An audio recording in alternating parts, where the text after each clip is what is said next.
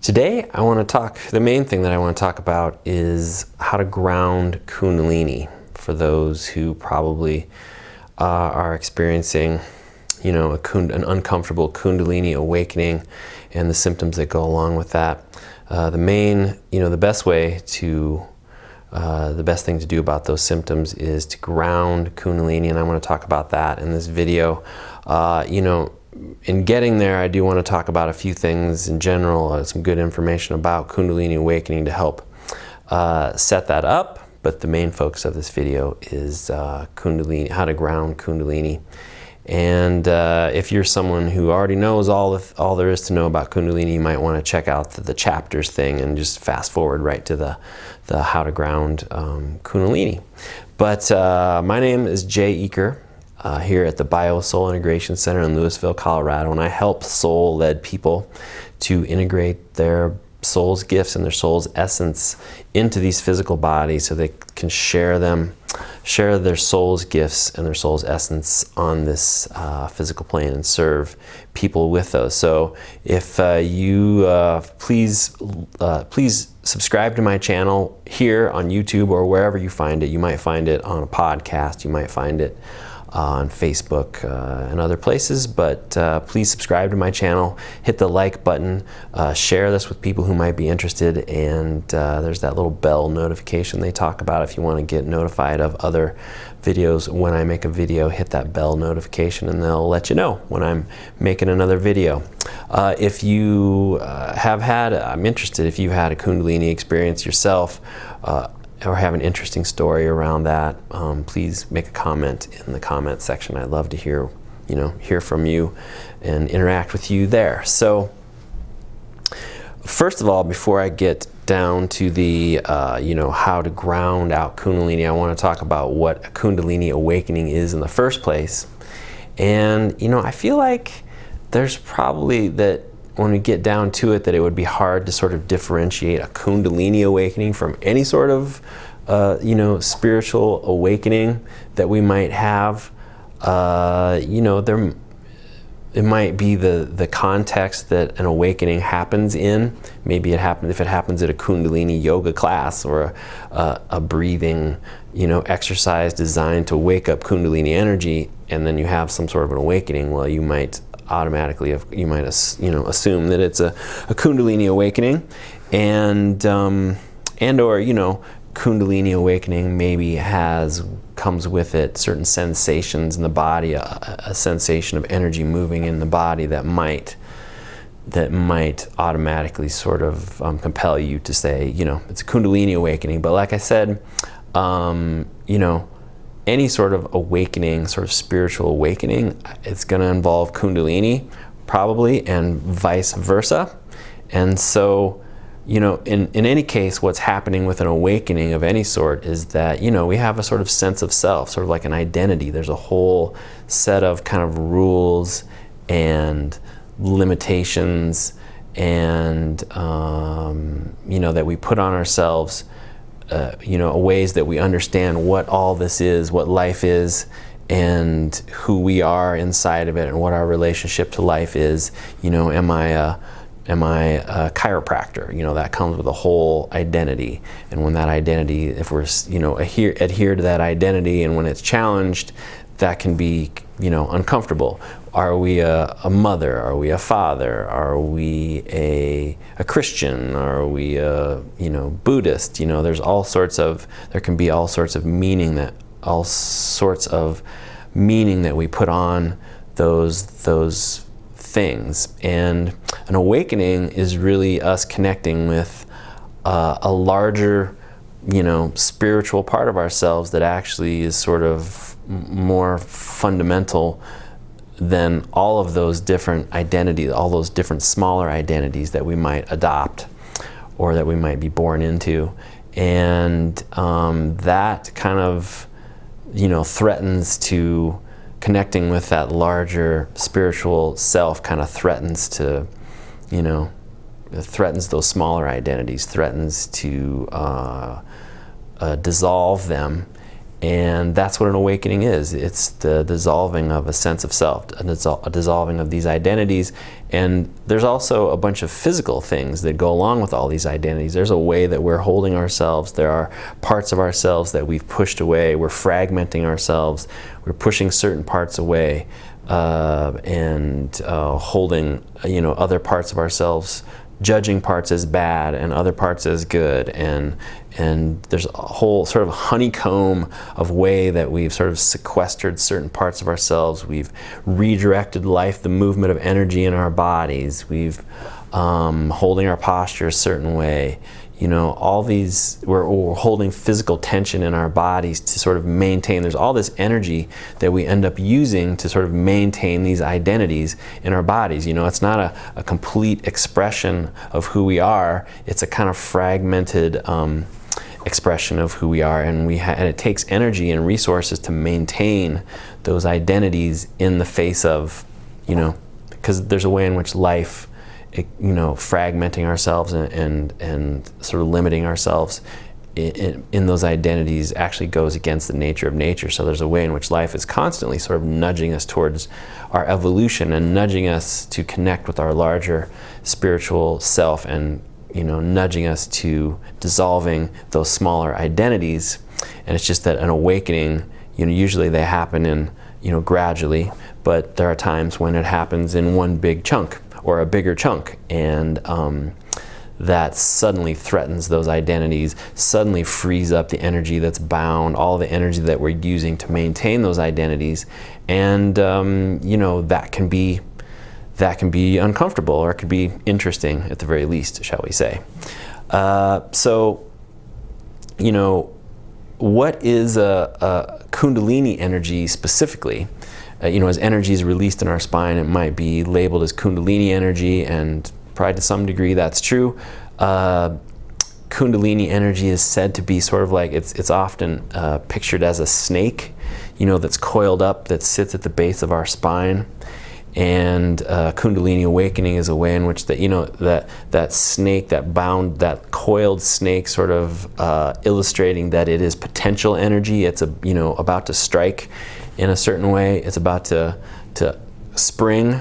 That this Kundalini energy is potential energy that's bound, that's resting, that's dormant at the base of our spine, and when it decides to wake up, it moves through these different chakras or energy centers in our at different parts of our spine that are often associated with different aspects of our being and associated with our evolution. And when Kundalini energy moves through those energy centers, it can start to affect our, it can speed up and really affect our evolution.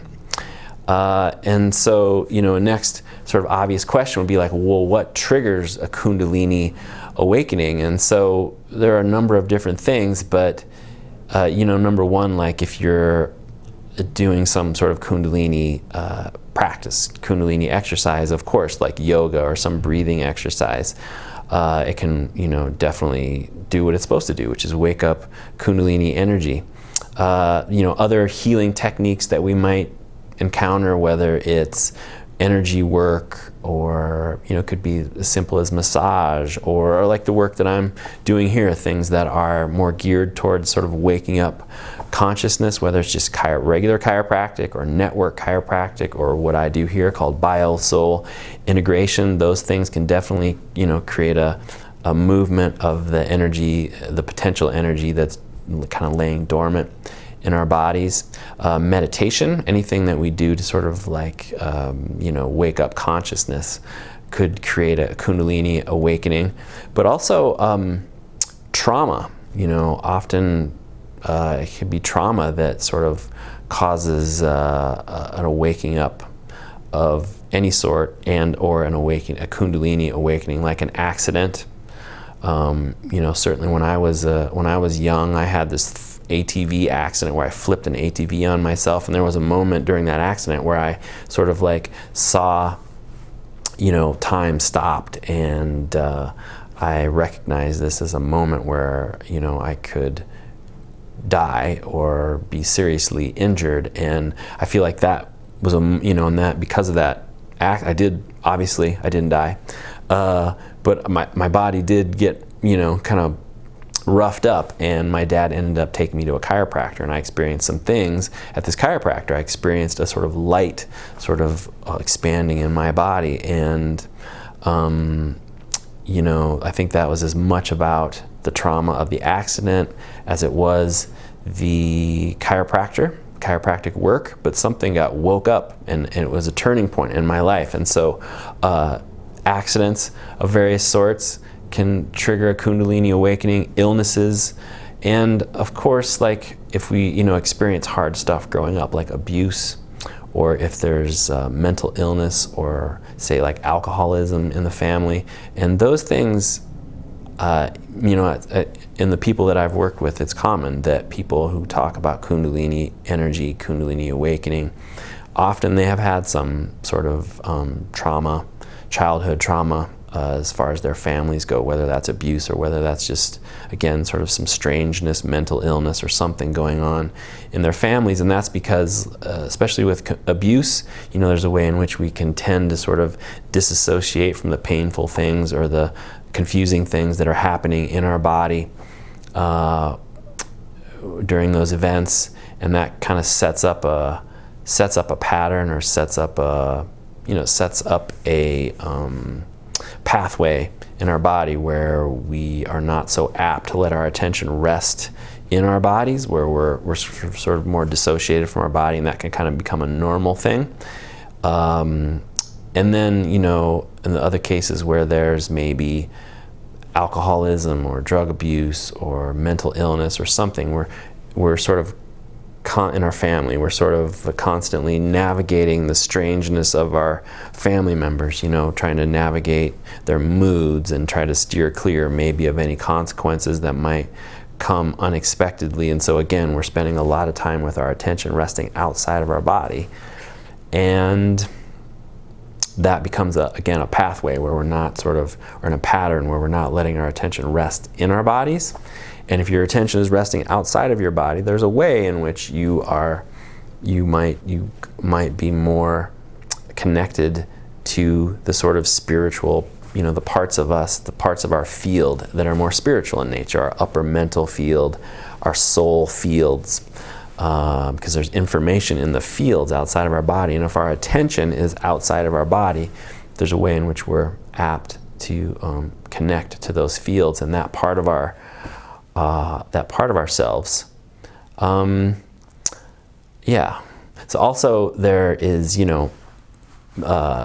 things that can do that, to create sort of space in our system, spaciousness, or create sort of a relaxing around, being so, really anchored in these bodies, is any psychoactive medications that we might take, prescription or otherwise, psychedelics.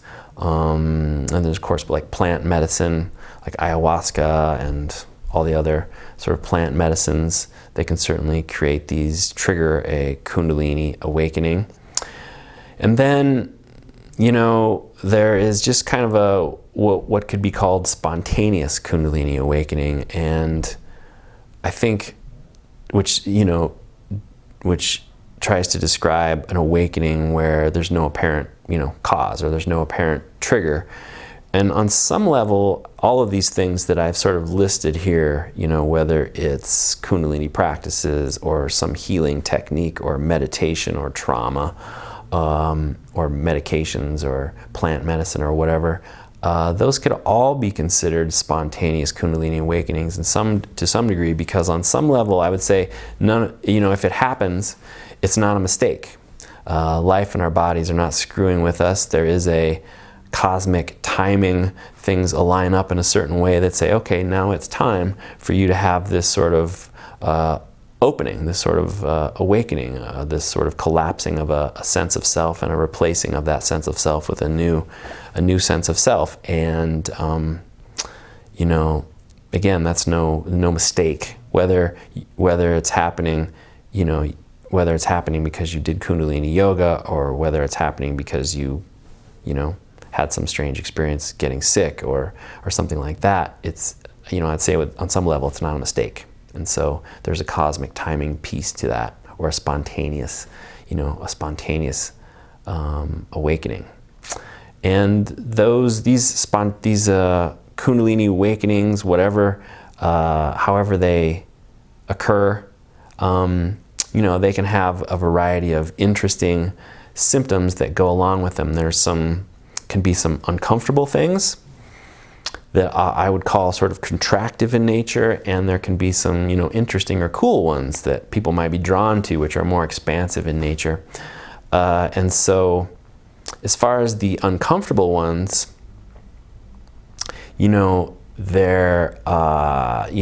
people have trouble sleeping. There are emotional disturbances, feeling angry or sad, or intense emotional disturbances, feeling overwhelmed by anger or sadness or grief or shame or fear, of course. Can be all sorts of strange physical symptoms, strange sensations in the body. That might be something that often leads people to call it a Kundalini awakening, because it feels like, energy is like moving in a certain part of the body, knocking at a certain part, or pressure in a certain part of the body, or a flow of energy moving through a certain part of the body.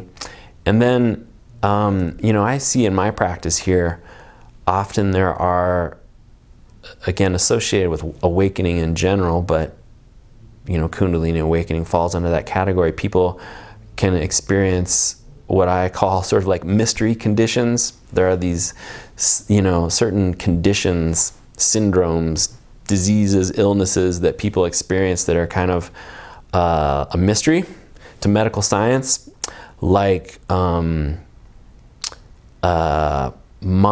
or chronic fatigue or autoimmune stuff or fibromyalgia or interestingly, one that I run into a lot is Lyme disease. Lyme disease, of course, it's like associated with, a tick bite, and associated with an array of bacteria or parasites or things that are sort of infecting the body. So it seems like there is a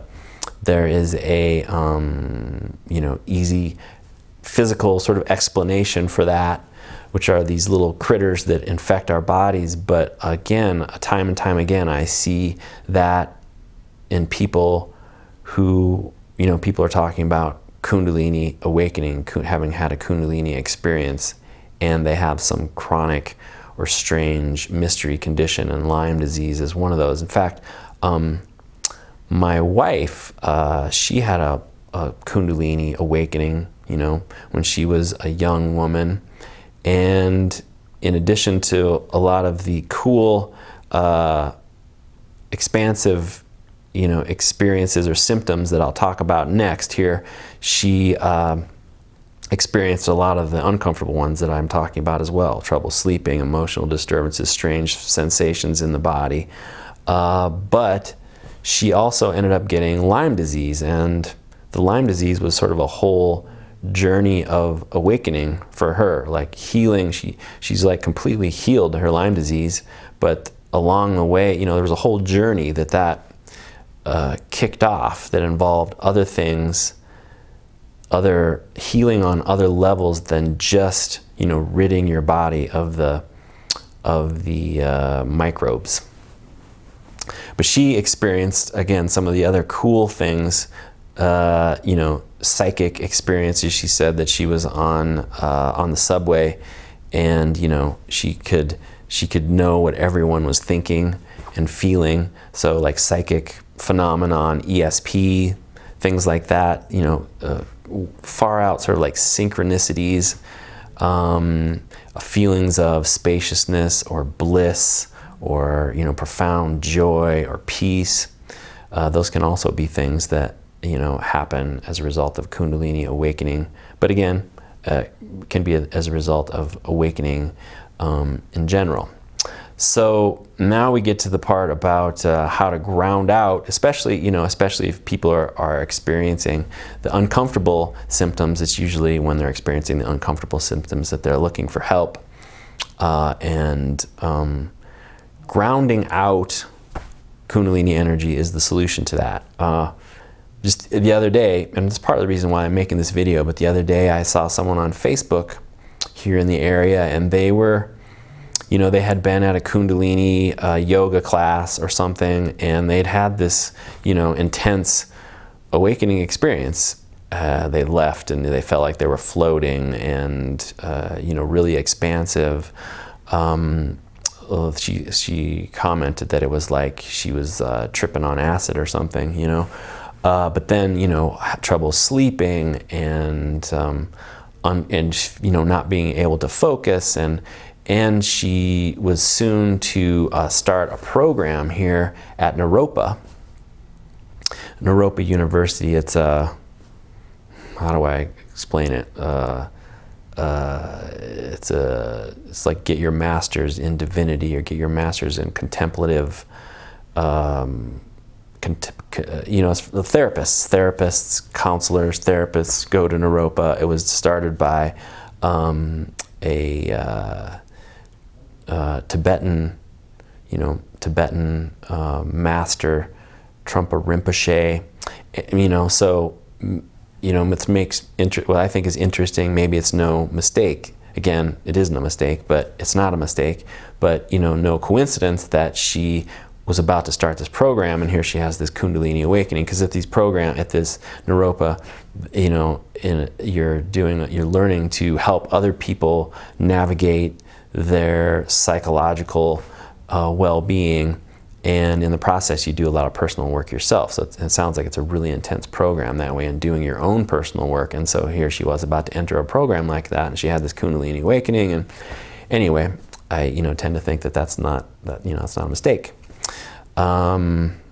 But she saw it as a problem, because it was like, I can't sleep, I can't focus. Here I am, you know, going to have to do this intense program, and I can't sleep and I can't focus. Like, this isn't going to work. So she was looking for, you know, what's going to make this stuff go away? What's going to make these symptoms go away? Is it plant medicine? Is it, you know, essential oils? Is it CBD? You know, like what can help me alleviate these symptoms?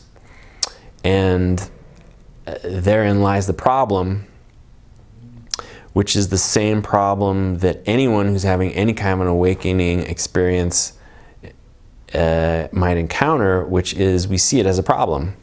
You know, again, there's a sense of self that's falling away, an identity that's falling away. Life is nudging us towards our evolution, and in this case, life is kind of like, you know, shoved us off the cliff. We're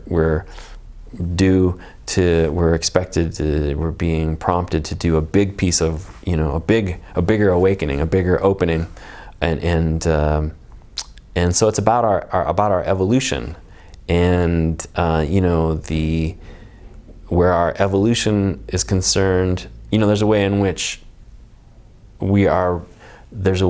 the universe is expanding and evolving, and we are sort of we are embedded in the fabric of life, and so we are, you know, subject to that continual sort of evolution that's happening in the universe, and life is constantly prompting us to evolve and change, and so there's actually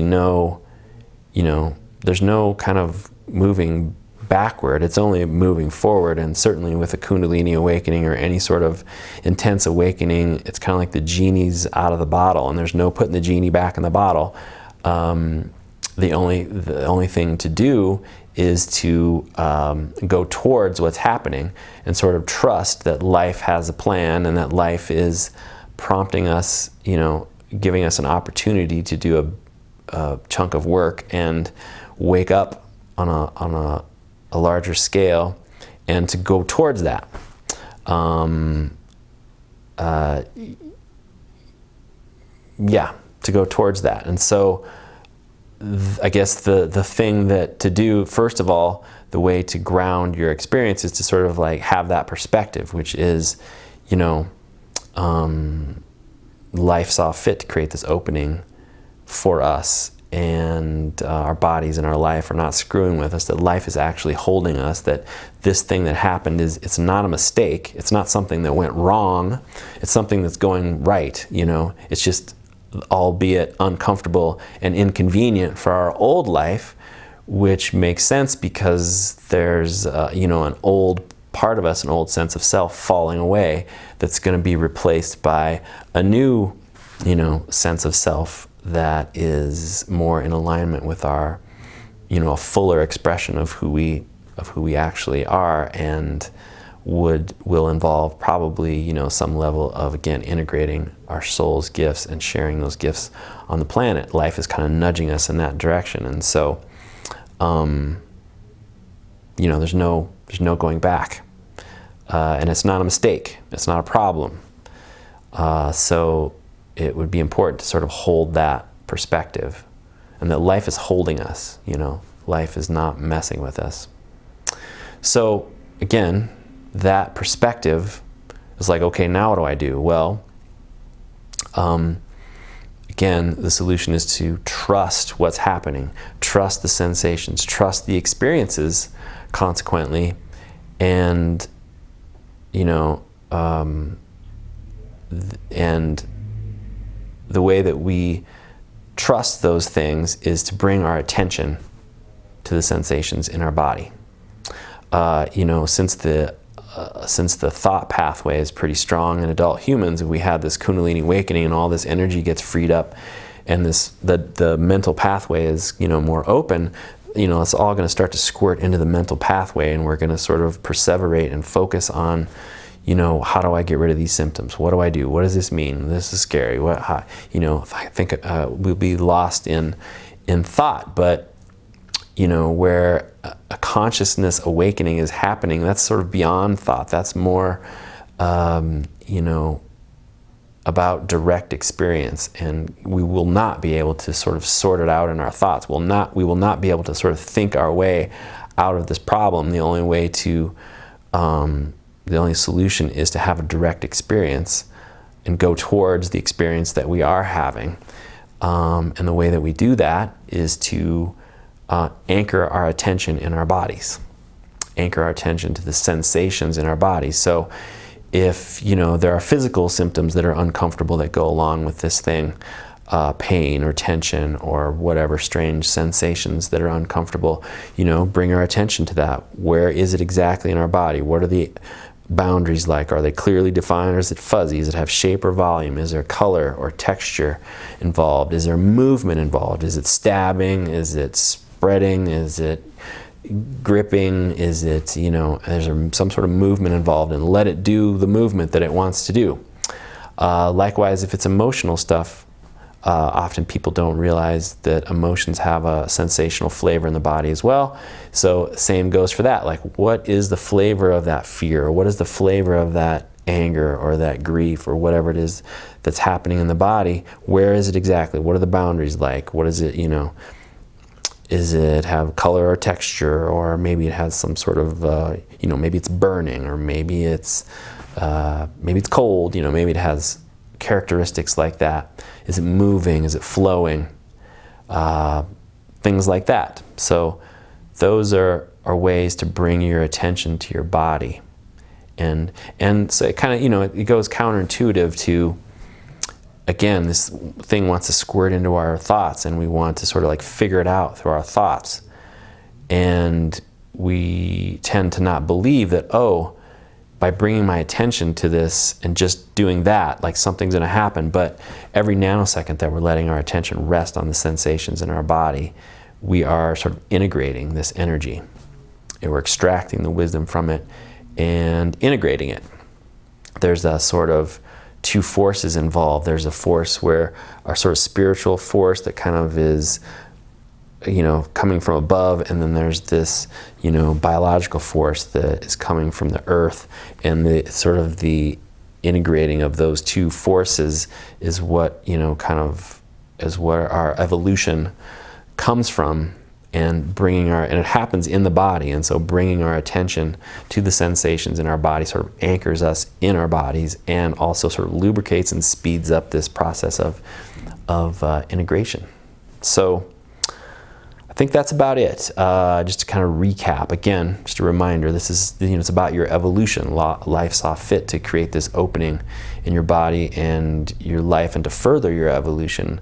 And life and our bodies are not messing with us. They're holding us, and have our best interest in mind, and to bring your attention to the sensations in your body to help ground out that Kundalini energy and extract the wisdom from it and integrate it, you know, as a way of sort of moving towards what's happening, as a way of, and as opposed to like bracing yourself against it and trying not to let it happen. The more you try not to let it happen, actually, the more probably painful it's going to be, you know, because it's a strong force. Okay, so if you found this interesting, please smash the like button.